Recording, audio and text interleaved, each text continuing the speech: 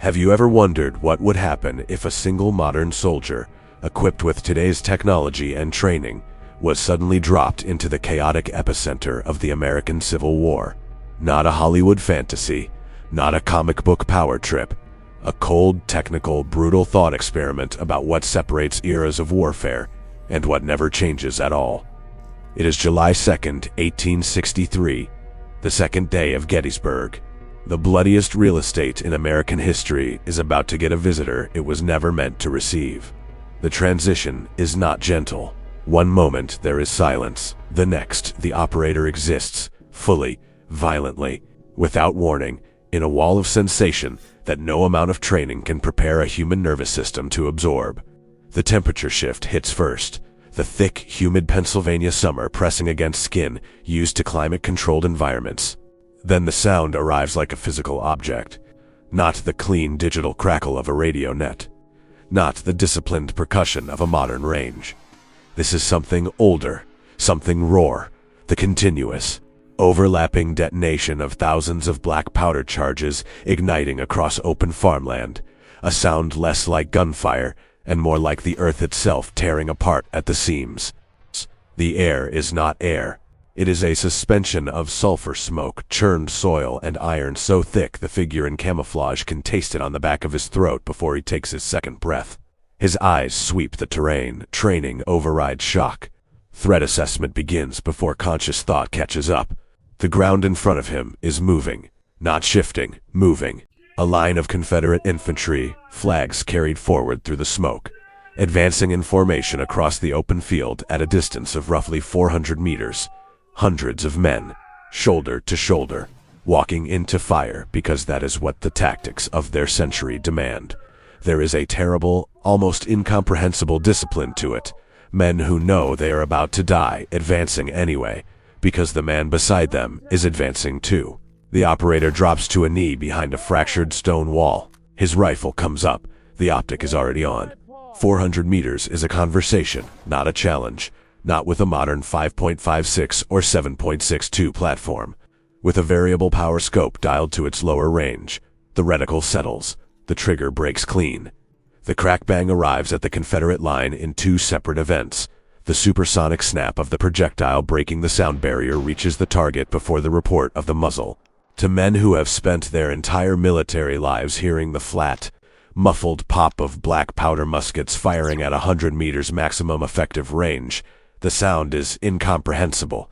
It does not sound like a weapon. It sounds like something atmospheric, like lightning choosing a single man. The ballistic asymmetry is almost obscene to calculate.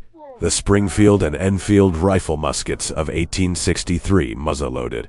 Black powder with the practical rate of fire of perhaps 3 rounds per minute in experienced hands are effective to perhaps 300 meters under ideal conditions, against a target standing still in daylight. The operator's platform reaches out to 800 meters without significant elevation correction. The muzzle velocity is nearly triple. The projectile does not arc gracefully through the air. It arrives. Target acquisition, fire cycle. Target acquisition, fire cycle. To the men on both sides of the line, Union soldiers watching from a tree line 200 meters behind him. The figure in camouflage is something outside their taxonomy of warfare. He is low. Always low, never standing, never presenting a profile. He moves between shots 3 steps left, drop, fire, 3 steps right, drop, fire, in patterns that look to 19th century eyes, less like tactics and more like the behavior of something that does not fear bullets because bullets cannot find it. Word spreads down the Union line in the broken, incomplete language of men under fire. There is something in the field, something that moves wrong. Confederate soldiers who survive the advance will later describe him in letters home that sound more like theology than military reporting. A shadow that fires from places it was not a moment before. A figure that leaves no footprints in the smoke. But the operator is not a ghost. He is counting. The third magazine is seated. The empty falls into the dirt. He does not watch it land.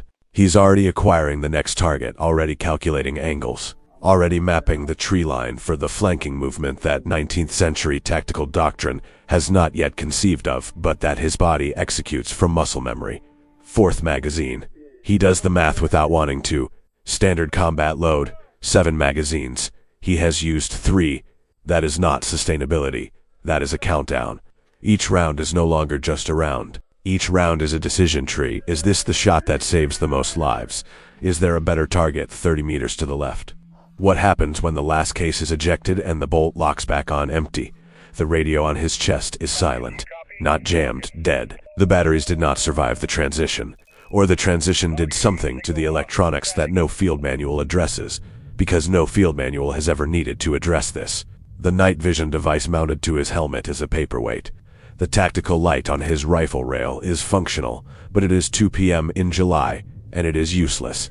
He is being systematically stripped by circumstance and entropy of every technological advantage that does not require ammunition. What remains is marksmanship, movement, judgment. The things that were true at Marathon and will be true long after his century is dust. 5th magazine. The charge has broken. The Confederate line, what remains of it, has pulled back into the smoke. The immediate threat is degraded. The operator does not stand. He does not raise a fist. He moves laterally along the stone wall, staying below the ridgeline. Because the battle is not over, and there is no extraction coming, and he understands. With the cold clarity of a man whose training never anticipated this particular scenario, that he is entirely alone in a war that does not belong to him. 6th magazine, loaded. He finds a covered position behind a destroyed artillery case and he waits. The noise of the battle continues its vast, indifferent work 200 meters in every direction. He is a single human being in the middle of 50,000, and the math of his situation is immovable. He has perhaps 90 rounds remaining. The Battle of Gettysburg will last another 2 days and claim more than 50,000 casualties. He cannot change the arithmetic of history. He can only choose shot by shot, with the weight of each remaining cartridge pressing on him like a physical thing. Where he stands in it, the sun moves west. The smoke shifts. The operator watches a regiment of Union men, boys, most of them, 19 and 20 years old, in wool coats soaked through with heat and fear, advance across the same ground he'd just cleared. Rifles at the shoulder, officers on horseback calling a line straight. They are walking into the same machine he slowed for 11 minutes. They do not have optics, they do not have body armor. They do not have anything except the man on their left and the man on their right, and whatever they decided, alone and privately, that they were willing to die for. He watches them go, and something in the calculus of his training, all the doctrine, all the technology, all the accumulated tactical science of 160 years, goes quiet. Because the bravery is identical, the fear is identical. The specific weight of choosing to stand in a field where men are dying because something matters enough to stand there, that has not evolved, that is not subject to iteration or improvement. That is the fixed coordinate around which all of warfare, across all centuries, silently orbits. The tools change, the uniforms change, the ranges extend and the rates of fire multiply and the optics sharpen, until a man can reach out across half a kilometer and end a life with more precision than any surgeon. But the soldier, the one walking into the smoke because someone has to, has not changed at all. The men who bled at Gettysburg in 1863 are owed the same thing that every soldier who has ever walked into a field like this is owed: to be remembered. Not as symbols, not as statistics, as people who stood in the worst place imaginable and did not turn away. If that means something to you, if these stories matter, then make sure the next generation hears them. Subscribe to Ground Zero Stories, because these voices deserve to outlast the smoke.